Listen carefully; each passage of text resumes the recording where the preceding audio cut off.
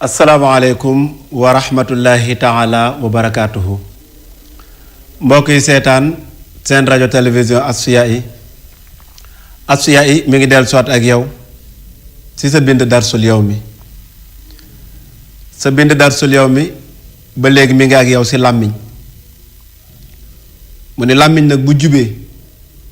cër yi ko wër yépp dina nu jub bépp cëru doomu aadama bu wër làmmiñ wi rek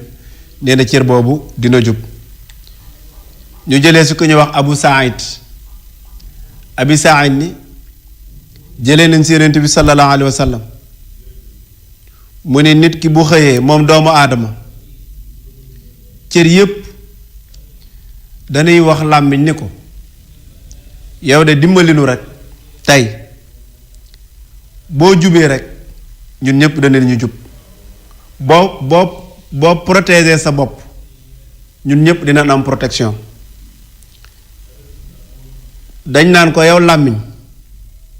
na nga ragal yàlla si lii nga xam ne loolu nga ñu bëgg a waxloo ndax xel mi day xalaat xol bi da si am wàll tànk yi loxo bi làmmiñ wi accompagner leen waaye ñoom ñépp nag tànk bu ñëwee tamit fu ñu mën a dem bu ñëwee làmmiñ mooy taxaw jël kàddu loxo bu ñëwee tamit làmmiñ mooy ñëw moo tax ñoom ñëpp bu ñu xëyee dañ naan ko dimbali ñu rek nga ragal yàlla fexe ba bu ñu tënk si loo xam ni du lu neexul yàlla ndax yow boo jubee sunu journée tey lépp mën naa jub si ñun yow làmmiñ waaye yow làmmiñ tamit tey boo dëngee sunu journée tey lépp mën naa dëng yow làmmiñ ñu jëlee su ko ne wax Anas mu ni gëm yàlla nit ki mënul jub de lu mooy nit ki xolam ci boppam xol bi moo jub nee na xol bi tamit mënul jub xolu nit ki mënul jub lu mooy làmmiñu nit ki làmmiñ woowu moom moo jub kon làmmiñ woowu nga xam ne nag moom moo yor direction bi ñi ci des ñépp moom moo leen di conduire kon làmmiñ woowu kas yi wax war na xoolaat bu baax li muy wax mu ni nit du dugg aljana amul benn waay boo xam ni dina dugg aljana moo xam góor la moo xam jigéen la te ñooñu nga xam ni ñoom la dëkkal wóoluwunu ayam mooy lan ay coowam yi nga xam ni moom moo nekk ci digganteem ak nit ñooñu mu dëkkal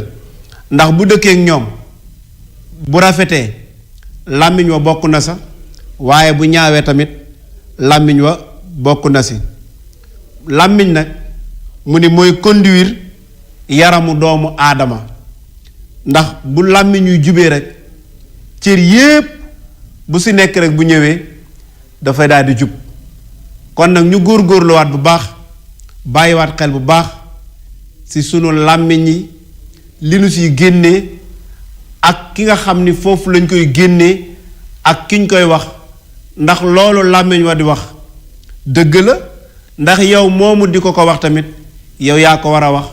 ndax foofu nga koy waxee tamit foofu lañ la ko wax loowee ñu bàyyiwaat xel bu baax ci làmmiñ yi ñu sàmm ko téye ko comme ni ko yàlla waxee ci alquran wassalaamu aleykum wa rahmatullahi taala wa barakaatuhu